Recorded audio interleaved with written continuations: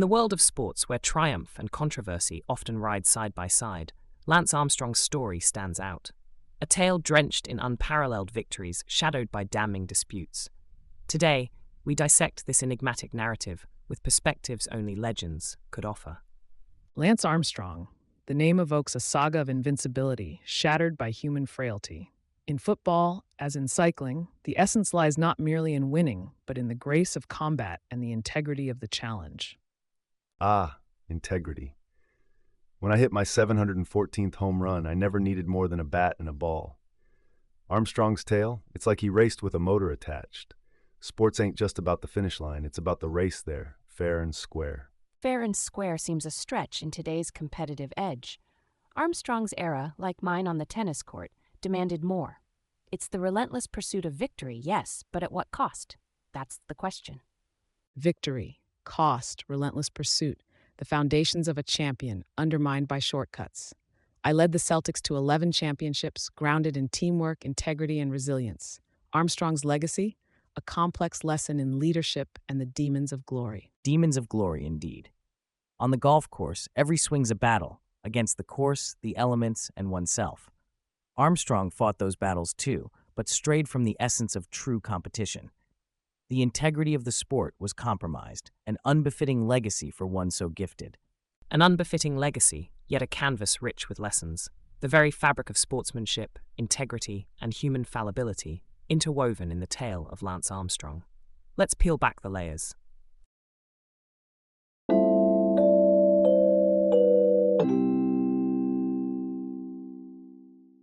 Let's dive straight into the heart of the storm surrounding Lance Armstrong, the use of performance-enhancing drugs. The revelations shook the world of professional sports to its core. Pele, your thoughts? In football, as in all sports, integrity is the bedrock. When an athlete decides to use PEDs, it's a betrayal of this trust. Armstrong's case was a wake-up call. It showed us the lengths to which individuals would go to win, compromising not just their integrity, but the very essence of fair play. Look, I get the competitive drive, wanting to be the best. Heck, I lived it. Swinging for the fences was my life. But there's a line you don't cross. Armstrong didn't just step over that line. He sprinted across it. It taints every record, every victory. You got to ask yourself, what's it all worth if it's built on a lie? The pressure on modern athletes is immense, far more than in my day. Armstrong faced that pressure and made a choice, a poor one. It's about the decision-making process under stress, under that desire to be number one. There's a psychology to winning, yes, but not at the cost of one's morals. Winning without honor is no victory. It's a loss of self. The beautiful game, cycling, any sport, it's more than just the thrill of victory. It's about the journey, the struggle, the honest endeavor. The culture in cycling, dare I say, had its shadows. Not to excuse what he did, but Armstrong wasn't operating in a vacuum. There's a systemic problem when doping becomes normalized, even expected. It's a culture that needs shining a light on, dissecting, understanding. Only then can we root out the core of this malaise. Sure, the system might have been flawed, but in the end, it comes down to personal responsibility. I've played golf my whole life, respecting its traditions, its rules. It never occurred to me to find an edge through cheating. Armstrong made his choice. And yes, the culture might have been part of it, but it doesn't absolve him of guilt. And let's not sugarcoat it. Armstrong wasn't just a participant. He was a ringleader, persuading others, bullying those who wanted to speak out. The man was running more than just races. He was leading an entire syndicate of deceit. Leadership, true leadership, is about setting an example, being the one others can aspire to emulate, on and off the pitch, the court, the track. Armstrong failed in that. He had an opportunity to be a true leader, to show resilience in the right way, and he chose otherwise. In football, if you lead with honor. You inspire your teammates, the fans, especially the young ones looking up to you. Armstrong's story is a cautionary tale about lost potential, about what could have been a story of genuine triumph and perseverance. It's clear, then, that Armstrong's legacy is a complicated one, marked by astonishing achievements, but ultimately overshadowed by the choices he made. This saga forces us to confront the ongoing battle for integrity in sports. Let's hold on to these thoughts as we navigate further into the depths of Armstrong's impact on cycling and beyond.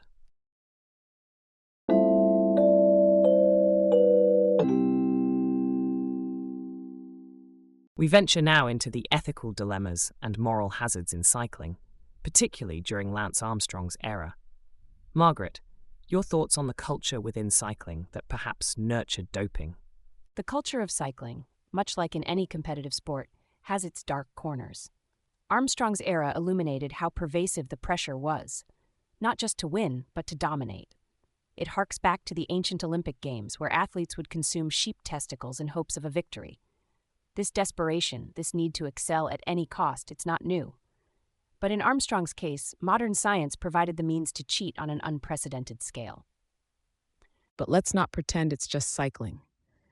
In every sport, the pressure is immense. You think basketball didn't have its own pressures, its own temptations for a shortcut? The difference lies in leadership. Armstrong not only succumbed, he led the charge. It's a failure of leadership as much as morality. It's too simple to lay it all at the feet of leadership, Bill. Yes, Armstrong made his choices, but what of the environment that not only allowed, but in some ways encouraged such behavior? The system was flawed too. Everyone is responsible for their own actions, Arnold. In football, the glory of the game and the respect for your opponents and fans always come first. Armstrong, he forgot the honor of competing cleanly. He tarnished not just his sport, but sportsmanship itself. And yet, the competitive edge, that's what fuels an athlete's fire. Arnold, you know as well as I do, golf or cycling, the moment you're not looking to push limits, you're falling behind. It's a fight against your own limitations as much as against the field. Pushing limits, yes, but at what cost, Margaret? There's a line between honing your competitive edge and losing sight of the essence of competition. When winning overrides integrity, we've lost the essence of sport. Armstrong's case was a loud, resounding alarm for institutions to step in, for a cultural shift.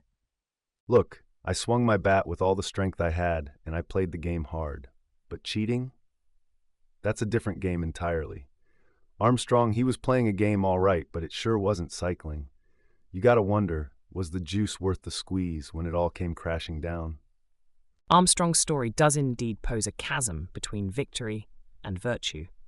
How do we ensure the future of cycling, and sport in general, champions the latter without compromising the fierce spirit of competition? Education. The next generation needs to know the whole story, not just the glory, but the fall. They need to understand not just what can be gained by winning, but what is lost by cheating. Integrity, honor, and the joy of the game. These are the true markers of a champion. Armstrong's journey is a cautionary tale. Let's not allow history to repeat itself. And let's not overlook the role of governing bodies and anti-doping agencies. They must evolve, be more vigilant, more proactive. Armstrong was a wake-up call. The answer isn't just in punishing the guilty, but in preventing the crime. It's a delicate balance between vigilance and trust. Yes, Armstrong broke that trust, but we must believe in redemption, in the possibility of change. Our focus should be as much on creating a clean culture as it is on catching the cheaters. Indeed, the Armstrong saga forces us to confront uncomfortable truths about the nature of competitive sports.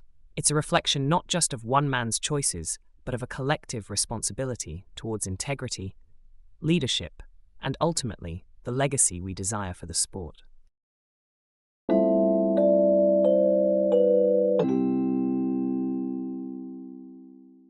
Let's dive straight into Armstrong's leadership and its ramifications for the USPS Discovery team.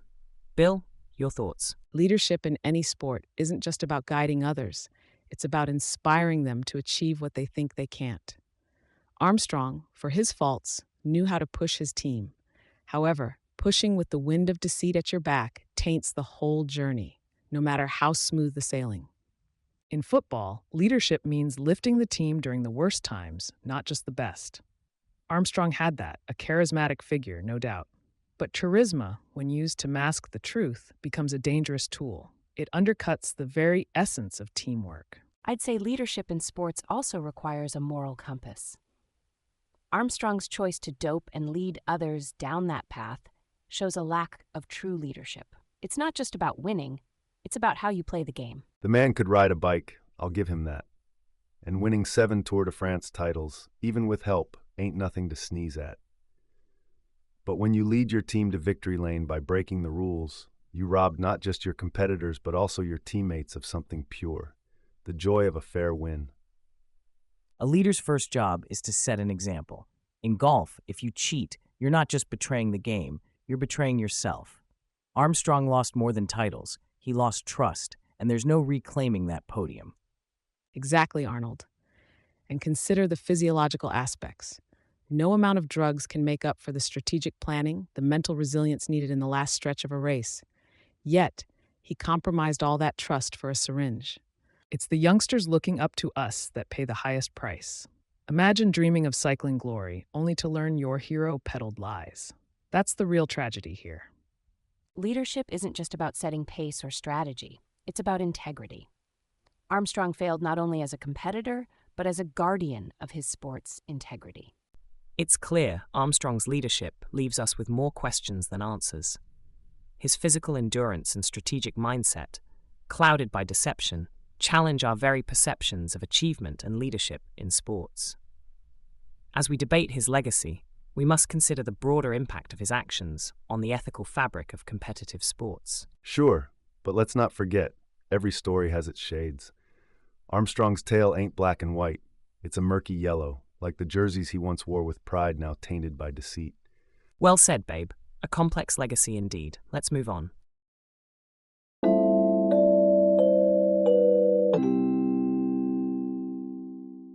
Let's examine the psychology behind winning. Armstrong's competitive mindset, his resilience.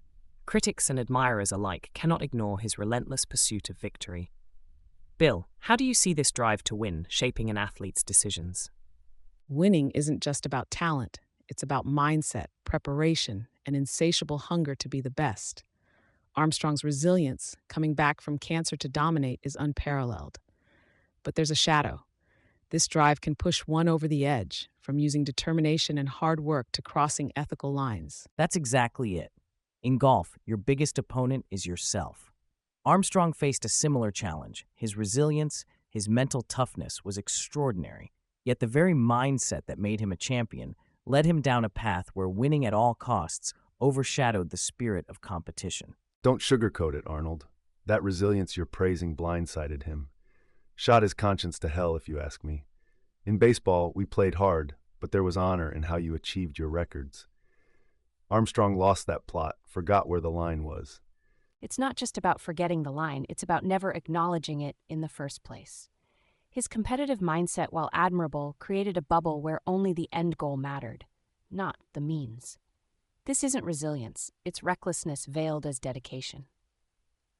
In football, you're nothing without your team, and every victory is shared. Armstrong's resilience inspired millions, but leadership means guiding with integrity, not just bulldozing through obstacles with sheer willpower. His fall from grace is a lesson on the importance of how you run the race, not just that you finish. No doubt, the psychology of winning is multifaceted. True resilience is facing adversity, yes, but also owning your mistakes. Armstrong's legacy is tarnished not because he fell, but because of how he chose to win. And let's not overlook the impact of his actions on the sport of cycling itself. The scars of his choices left a mark on the public's trust in the sport. Exactly, his narrative became less about overcoming and more about the deceit. It's a damn shame. His story could have been one of true resilience, a testament to human spirit. Instead, it's a cautionary tale about the dangers of a win-at-all-costs mentality. True resilience also means lifting others as you climb. The sport, your teammates, the young ones looking up to you. Winning is empty if you've lost the respect of those you're supposedly leading. A compelling discussion. Armstrong's story indeed reflects the complex nature of resilience, victory, and the steep price of the win-at-all-costs mentality. The lessons drawn from his journey are as much about the pitfalls of unchecked ambition as they are about the human capacity for endurance and strength. Let's carry these insights as we examine the next theme.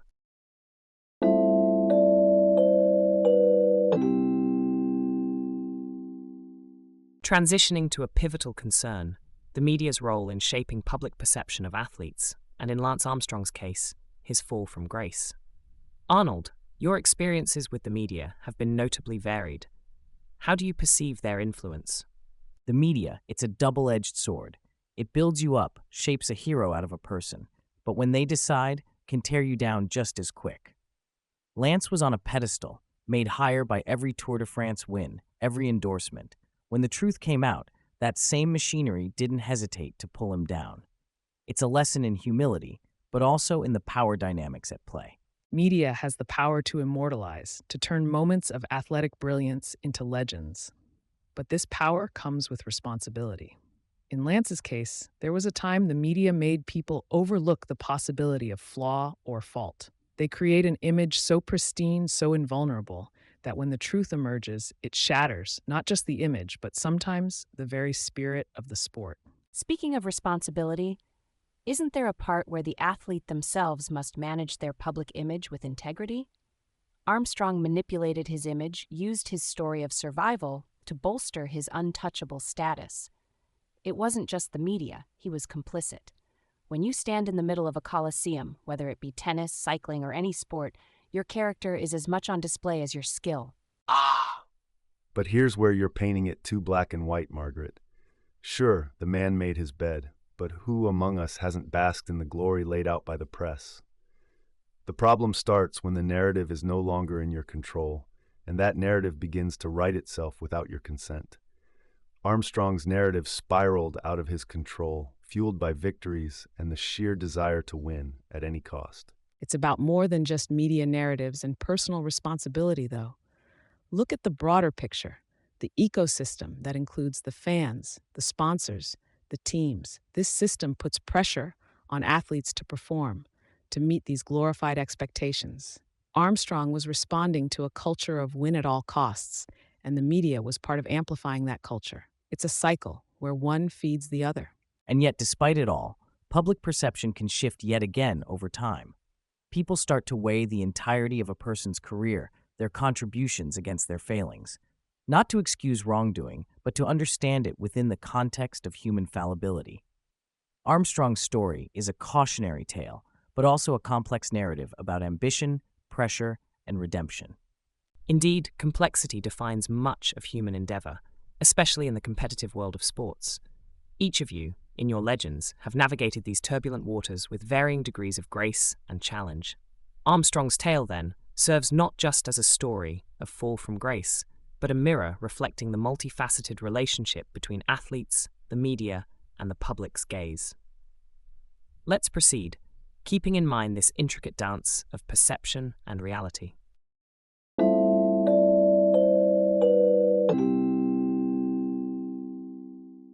Let's delve into the role of governing bodies and anti-doping agencies during the Armstrong era. Their effectiveness and responsibility are under scrutiny. Bill, you've seen the evolution of sports regulations through the years. What's your take? Well, Donald, it's clear that the system failed. Think about it. In basketball, when I played, there was an unwritten rule about fair play. But as sports became more about money, the incentive to cheat grew. Anti-doping agencies are supposed to be the referees out of the game. But if they're playing catch-up, what's the point? Armstrong's case showed a glaring loophole in the cycle of testing and penalty. Hold on, Bill. It's easy to point fingers after the fact. In baseball, we played hard, and sure, there were guys looking for an edge, but where does personal responsibility come into play? Armstrong made his choices. The agencies did what they could with what they had. That's a bit naive, babe. The agencies had the responsibility to evolve with the sports. If an athlete's physiology is changing due to enhancements, then so should the methods of detection. We're not just talking missed opportunities, we're discussing a systemic failure to anticipate the lengths to which athletes will go. Margaret's right. The game of golf taught me that integrity is personal, but when there's so much at stake, temptation grows. It's a two-way street. Agencies need to innovate faster and more effectively. They're always a step behind, playing a constant game of catch-up instead of leading the way. All of you have points, but let's remember the spirit of sports. It's about passion, dedication, and above all, respect. Respect for the game, your opponents, and yourself. When we lose that, no agency, no testing can bring it back. Armstrong's case wasn't just a failure of testing, it was a betrayal of these principles. So, the consensus here seems to be that while Armstrong is responsible for his actions, the anti-doping agencies and governing bodies share a part of the blame for not being proactive enough. Is that a fair assessment? It's more than just being proactive. It's about being effective and reshaping the culture around sports. We have to instill the values of fair play in young athletes long before they think about professional competition. Bill's onto something. Education is key. But let's not give these agencies a pass. They need more teeth to enforce the rules, more transparency in their processes. And let's not forget the scientific aspect. Agencies must collaborate with researchers and scientists to stay ahead in the detection game. It's not just about catching the cheaters, it's about deterring the next generation from even attempting it. Spot on, Margaret. It's a battle of wits as much as it's a test of integrity. If the agencies lag behind, we all lose. Spectators, athletes, and the legacy of sports itself. Integrity, respect, tradition. These are the pillars. The agencies, athletes, and everyone involved should be guardians of these values. The Armstrong scandal hurt cycling, but it also hurt sports as a whole. We must learn and strive for better.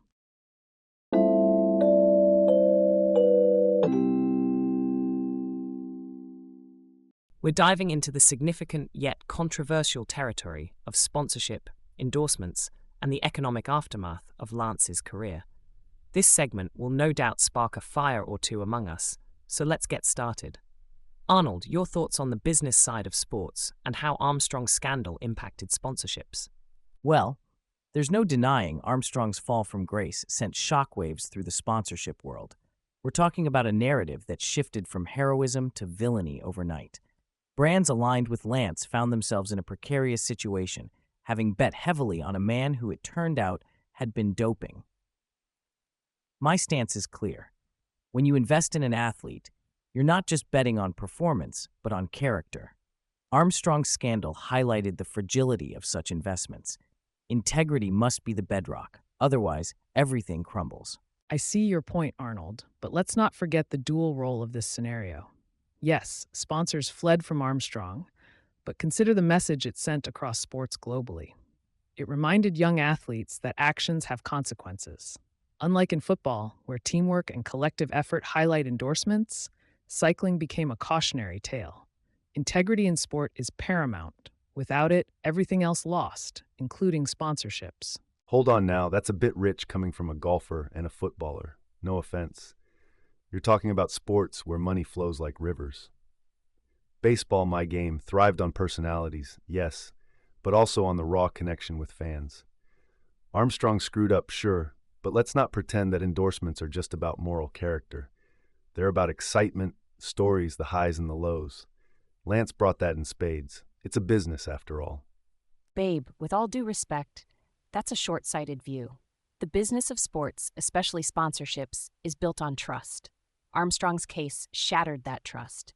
In tennis, your personal brand is your legacy. What Armstrong did was more than just screwing up. It was a breach of faith with every young athlete who looked up to him. That goes beyond the immediate financial impact and digs into the very ethos of what it means to be a champion. Margaret's on the money.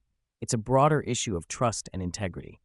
Yet we must also recognize that Armstrong's saga forced a reevaluation of endorsement criteria.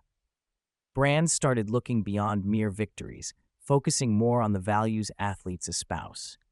Perhaps that's one positive outcome from this mess. A potent mix of viewpoints, showing the depth of this debate.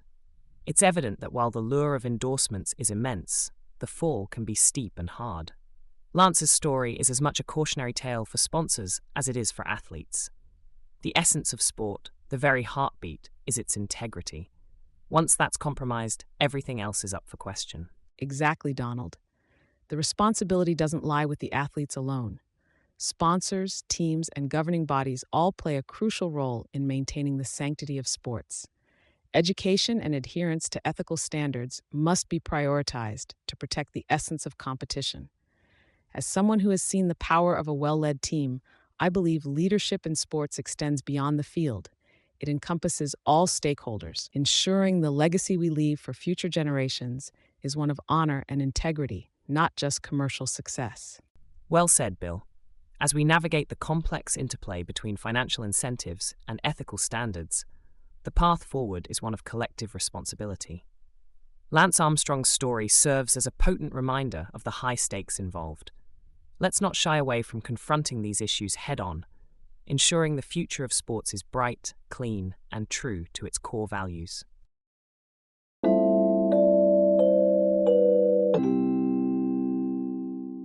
Let's dive into the profound influence of Lance Armstrong's career on young athletes and the future of cycling. Bill, kick us off, please. Armstrong's saga is a double-edged sword. On one edge, you've got dedication, resilience, and surviving cancer. On the other, the doping scandal. It's critical we teach young athletes to admire the resilience but reject the shortcuts. It's like basketball, fundamentals first, flash later. You don't win 11 championships without grit and integrity. Exactly, Bill. In football, the most important goal isn't the one you score on the field, but the one you set for yourself off it. Armstrong showed unbelievable dedication, yes, but at what cost? We must guide our young athletes to see the beauty and hard work in playing fair. Winning at any cost isn't winning. It's cheating the game, and more importantly, oneself. But let's not be too quick to cast all blame on the individual. Yes, Armstrong made his choices. However, the environment, the very culture of cycling at the time, practically funneled athletes towards making those poor decisions. As leaders, mentors, and role models, we must work to change that culture, not just in cycling, but in all sports. That's an interesting point, Margaret. Golf taught me that the most significant competitor is always yourself. Armstrong, unfortunately, lost that battle. It's our duty to ensure the future generation understands this. It's not about beating someone else. It's about being the best version of you without taking shortcuts. Let's not tiptoe around the fact he cheated, plain and simple. I swatted more home runs before breakfast than most do in their career because I worked for it. Armstrong's tale is a stark warning. Cheat, and all your achievements become suspect. We gotta instill in kids the value of earning their wins. Sure, let's admire his fight against cancer, his charity work, but never his doping. A spirited discussion, indeed. It seems clear that Armstrong's legacy is multifaceted and serves as both an inspiration and a cautionary tale. How do we, as legends of our own sports, ensure that the positive aspects of his story are retained, while the negatives serve as lessons, not blueprints for success? Education, Donald. Teach young athletes about the dangers of doping, not just physically but ethically, and celebrate those who play clean, who win clean, make heroes out of the honest players. And let's not forget the importance of joy in sport. Armstrong lost his joy, replaced it with an obsession to win at all costs. We must teach that the greatest victory is in the joy of playing, the satisfaction in self-improvement, and fair competition. The key is also in accountability, making sure that the environment surrounding these athletes, from coaches to sponsors, reinforces integrity over winning. It's about creating a culture where doping is seen not as a shortcut to greatness, but as a path to disgrace. I couldn't agree more.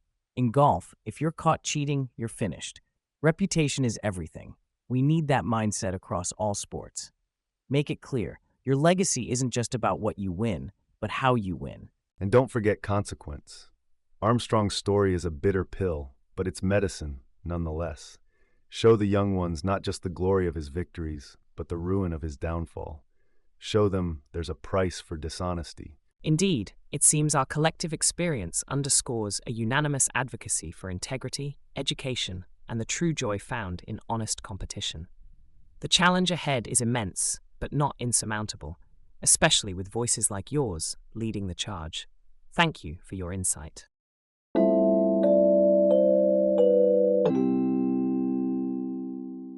Let's dive into perhaps one of the most challenging topics surrounding Lance Armstrong, the notion of redemption and legacy. Can his philanthropic efforts outweigh his doping scandal? Arnold, your thoughts? In life, as in golf, it's not just about the errors, but how you recover from them that counts. Armstrong's efforts with Livestrong raised millions for cancer research. That has to count for something. It's a shot out of the rough, if you ask me. A shot out of the rough, sure, but let's not sugarcoat the situation. Hitting a homer didn't just mean knocking it out of the park. It meant running the bases, playing the game right. Armstrong missed the base here. No amount of charity work scrubs away the stain of cheating. That's a bit harsh, babe. In tennis, as in life, every point starts at love all. Armstrong's philanthropy is his service ace after a fault. He's attempting to level the playing field he once tilted in his favor. But charity and competitive integrity aren't the same game, Margaret. Winning with dignity, leading with integrity, that's what gets you championships. Armstrong's work off the bike is commendable, but it doesn't erase the deceit. It's a different league altogether. And yet, in football, a player who commits a foul is penalized, perhaps even given a chance to redeem. Armstrong took his penalty. Should we not acknowledge his ongoing efforts to contribute positively to change his legacy's course? Exactly, Pele. It's about how you finish the 18th hole. Armstrong's story isn't just a series of disqualified tours, it's also about the lives he's touched positively. It's complex, not black and white. But Arnold, isn't there something to be said about the message we're sending? That you can cheat, lie, and if you throw enough money at a good cause later, all's forgiven? What about the young athletes watching us right now? Armstrong's actions have consequences, babe. He's living those consequences. Redemption isn't about erasing the past, it's about shaping a better future. Can't we allow for growth? For change? Growth and change, sure. But let's not conflate philanthropy with a pardon. The lesson here is bigger than Armstrong. It's about the values we uphold in sports and beyond. He's made strides, but the race is long. This discussion underscores the complexity of human character and legacy. Armstrong's narrative is a testament to that complexity. As we navigate these moral waters, let's consider the broader implications for sports and society. Redemption, accountability, and legacy are intertwined in ways that demand our continued reflection and debate.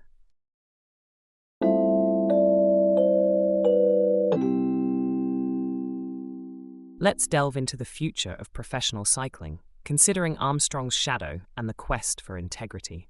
Margaret, your opening thoughts. It's clear as day. The sport needs a revolution, not a mere change. Armstrong's era taught us the stark reality of what happens when competition overtakes conscience. What's needed is a stringent, transparent anti-doping regime, one that blends traditional vigilance with the latest in technological advances.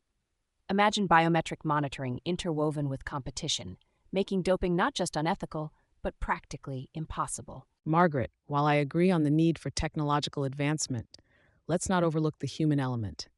Education is key. We need to instill in young athletes a sense of responsibility and integrity that matches their physical training.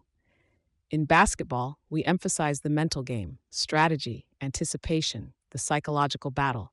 Cycling needs a similar emphasis on the mental fortitude to resist doping, not just the fear of getting caught.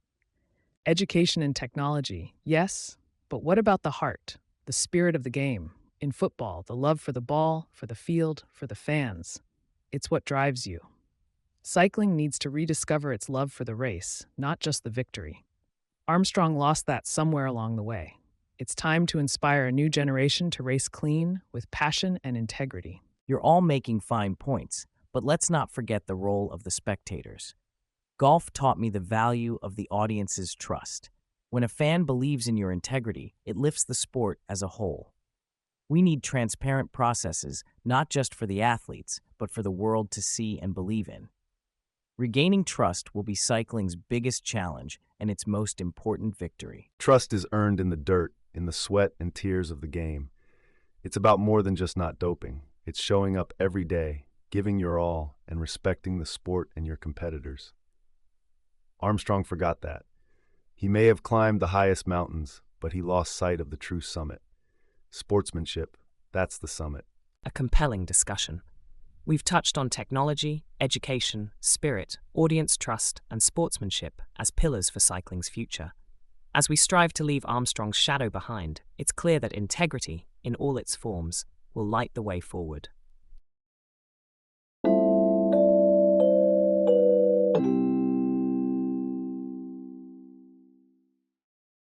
As we bring our discussion to a close, let's reflect on the legacy of Lance Armstrong and what it means for the future of sports. Let's not mince words. Armstrong's story is a stark reminder of the dual nature of heroism and fallibility. Margaret, your thoughts? Armstrong's saga starkly mirrors the battles we see off the field. It's a matter of resilience, but on the flip side, it shows how ambition can corrupt. In terms of physiology, doping gives an athlete unnaturally enhanced recovery abilities, skewing competition. It's akin to technological doping in tennis when equipment overshadows pure skill. We need a recalibration of values. I've seen this firsthand in basketball, teams trying to find that magic formula to dominance. But success, real success, comes from discipline, teamwork, and above all, integrity. Armstrong lost sight of this. The technical aspect, the strategy, it all falls apart without a moral compass. Integrity, exactly. In football, skill and strategy define the game. When players resort to doping, they're not just cheating opponents, but they're betraying the fans, the young ones who look up to them. Armstrong's case damaged more than just cycling. It placed a shadow over professional sports as a whole. Golf's a test of personal integrity, too. There's an old saying, the most important shots in golf are the next one. Armstrong forgot that. He was always looking back, trying to defend his titles, his reputation. But in sports, as in life, it's about moving forward, honestly. His physiological advantage through doping? Unforgivable. He broke the fundamental rule of fair play. Look, I'll say it straight. Armstrong was a hell of an athlete. But using performance enhancers? That's a low blow. It's like corking your bat in baseball. Sure, you might hit a few out of the park, but at what cost? Your legacy is tarnished. Real champions hit home runs through sheer force of will and skill, not through deceit. And let's not forget the impact on young athletes. They see their heroes falling from grace and start questioning their own moral boundaries. It's not just cycling, it's every sport. We need to be role models of fairness, dedication, and clean competition. A poignant discussion. It's clear Armstrong's story serves as both a cautionary tale and a catalyst for change in professional sports. As we move forward, may his legacy remind us of the importance of integrity, the dangers of unchecked ambition, and the true meaning of victory. Thank you all for a vigorous debate. It's clear that the path to excellence in sports is complex, filled with challenges but also opportunities for growth and learning.